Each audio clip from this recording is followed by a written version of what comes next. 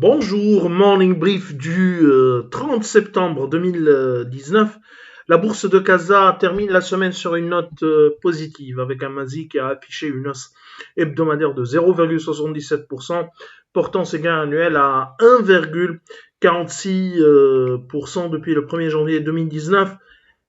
Amélioration des volumes, renforcement des volumes d'échange sur la bourse de Casa durant la semaine précédente, mais les résultats, d'une manière générale, n'ont pas aidé à soutenir les valorisations.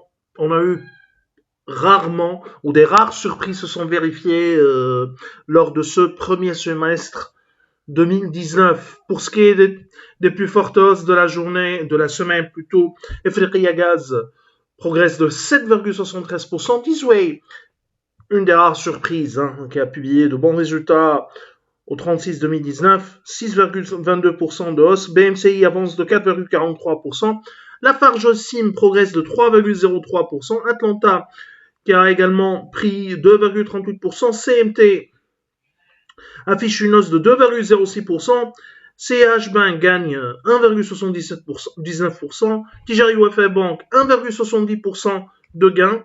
Et Cosumar qui a également progressé de 1,02% et BCP 0,73% de hausse. La plus forte baisse de la semaine, c'est Alliance qui a perdu 13,7% lors de la semaine précédente. Sonacid perd encore 9,06%. Depuis le début de l'année, les pertes de Sonacid atteignent les 46%. La Bellevie corrige de 7,63%, mais la performance depuis le début de l'année reste largement positive, avec une hausse de 24,2%. Doha perd également 5,27%. Total Maroc cède 2,91%. De mauvais résultats pour Total Maroc. Holmes recule de 2,88%.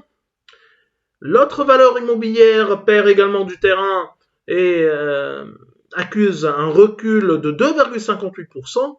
Depuis le début de l'année, on est sur une perte de 20,4%.